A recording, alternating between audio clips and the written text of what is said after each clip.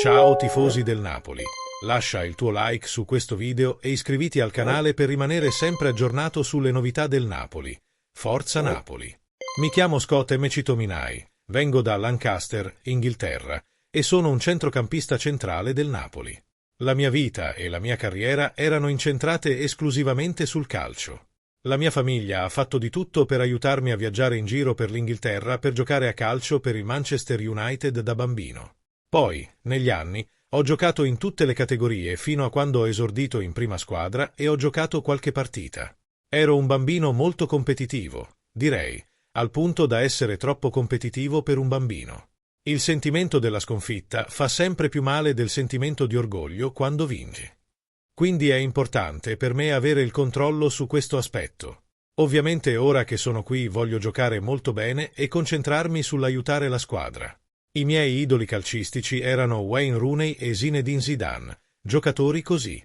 Li ho sempre osservati molto e volevo prestare attenzione a tutto ciò che facevano nel gioco e cercare di imitarli anche da bambino. Le emozioni che mi ha regalato il calcio sono state tante. Adoro questo gioco, adoro giocarci e voglio davvero vincere e avere successo. Voglio dare il massimo ogni volta che mi alleno e ogni volta che gioco per dare il massimo, per aiutare i miei compagni e l'allenatore. L'orgoglio di giocare qui è molto speciale e quando ho scoperto che il Napoli era interessato a me ho sentito un fuoco dentro di me. Volevo venire qui e spingere il più forte possibile perché i tifosi sono pazzi. Direi che sono tra i migliori tifosi che abbia mai visto. Incredibile! Non potrò parlare abbastanza dei tifosi, della gente, della città e dell'accoglienza che mi hanno riservato i miei compagni di squadra e gli allenatori. Quando un allenatore del calibro di Conte ti vuole portare nella sua squadra ti riempie di fiducia e di voglia di dimostrare che sei capace di dargli tanto. Le conversazioni che abbiamo avuto tra noi sono state tutte molto positive. È molto esigente, il che è molto, molto positivo per un giocatore della mia età. Adesso ho 27 anni, non sono un bambino, ma non sono nemmeno vecchio. Quindi voglio essere spinto al massimo e voglio giocare al meglio che posso per dimostrare che ci tengo molto e che voglio fare davvero bene. Sì, il calcio italiano è diverso e mi è piaciuto molto. Ovviamente ci sono tanti aspetti tattici che bisogna capire e studiare.